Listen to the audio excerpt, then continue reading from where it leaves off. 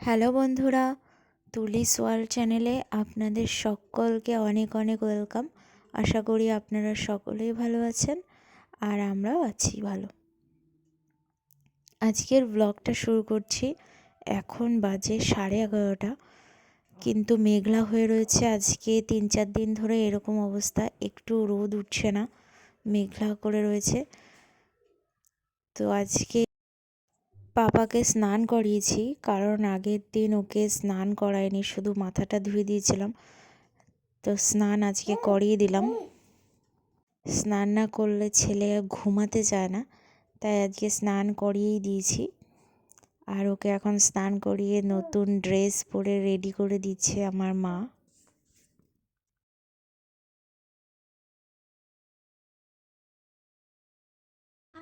আমার সোনা বাবা নতুন ড্রেস পরেছো তুমি। তুমি নতুন ড্রেস পরেছো, এই যে নতুন ড্রেস।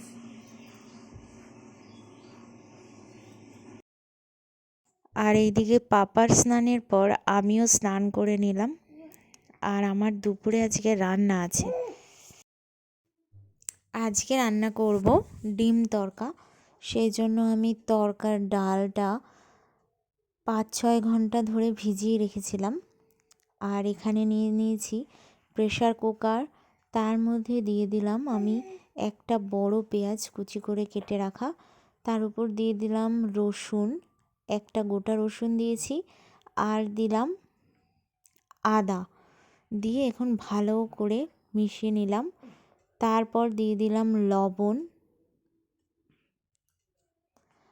হলুদ গুঁড়ো, শুকনো লঙ্কার গুঁড়ো আর জিরার গুঁড়ো, আর দিয়ে দিয়েছি সামান্য কাঁচা লঙ্কা।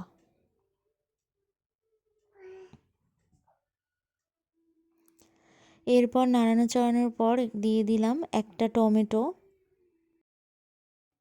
আর দিলাম সানরাইজের গরম মশলা,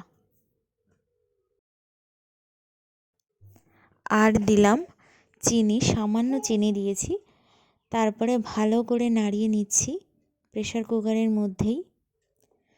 দেখুন তেল বেরিয়ে যাওয়ার পর দিয়ে দিলাম ভিজিয়ে রাখা তড়কার ডাল। ডালটা দিয়ে আরও 2-3 মিনিট ভালো করে নাড়িয়ে নিয়ে তারপর দিয়ে দিলাম 3 কাপ জল।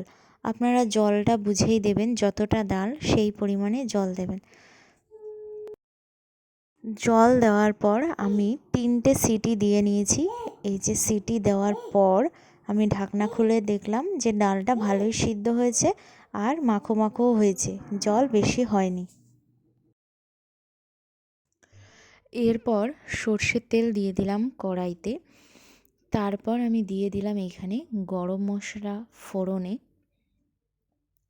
আর তারপর দিলাম পেঁয়াজ, একটা পেঁয়াজ দিয়েছি, কুচি করে নিলাম। তারপর পেঁয়াজটা একটু বাদামি হয়ে আসলে এর মধ্যে কিন্তু আমি লবণও দিয়েছি, লবণ দিয়ে তারপরে ভেজেছি। তারপর বাদামি হয়ে আসলে তারপর দিয়ে দিলাম আরেকটা টমেটো, দিলাম আদা রসুন বাটা, দিলাম কাঁচা লঙ্কা।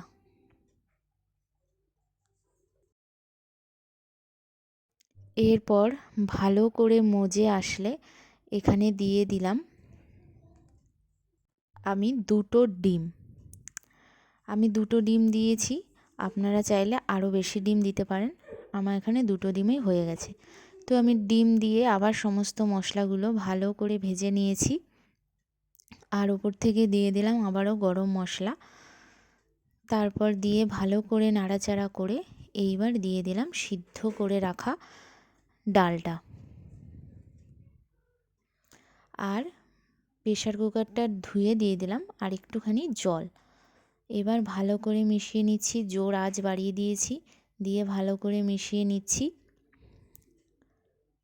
আর নামানোর আগে ওপর থেকে আমি দিয়ে দিলাম 1 চামচ বাটার। বাটার দিলে খেতে কিন্তু ভালো লাগে। তৈরি হয়ে গেল খুব সহজেই ধাবা স্টাইলের তড়কা। তো আপনাদের এই তড়কা রেসিপিটা কেমন লাগলো অবশ্যই কমেন্টস করে জানাবেন। আর এইভাবে বাড়িতে বানিয়ে দেখবেন, খেতে ভীষণ ভালো লাগে। আর এখন দুপুরের খাবার খেয়ে নিচ্ছি। আজকে দুপুরে রান্না হয়েছে মূলো শাক, আছে পেঁয়াজকলি আলু ভাজা, আর আছে রুই মাছ, ব্রোকলি আর আলু দিয়ে ঝোল। তো আমরা এখন এখানে সবাই খাওয়া দাওয়া করে নিচ্ছি, আর ছেলে ঘুমিয়ে পড়েছে, তাই আমরা একসঙ্গে তিনজনেই বসে পড়েছি।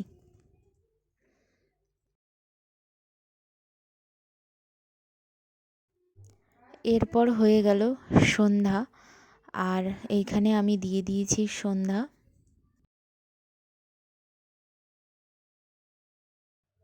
সন্ধ্যা হয়েছে, অনেকক্ষণ হয়েছে। তারপর উঠেছিল পাপা, আর এদিকে পাপা উঠে ডিম্মার সঙ্গে খেলা করছে বিছানায় শুয়ে শুয়ে।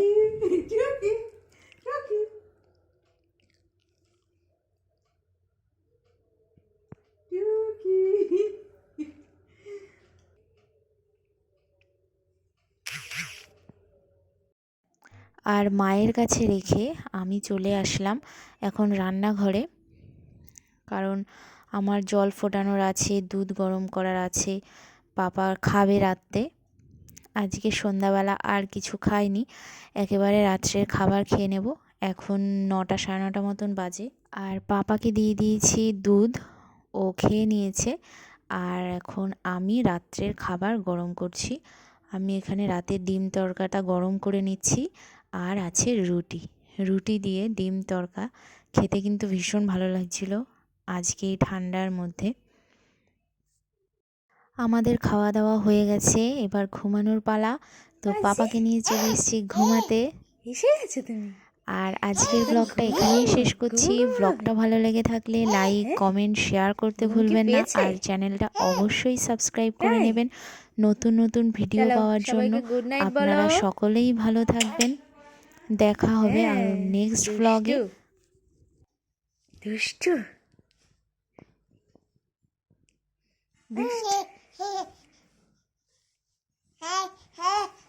এখন টাটা।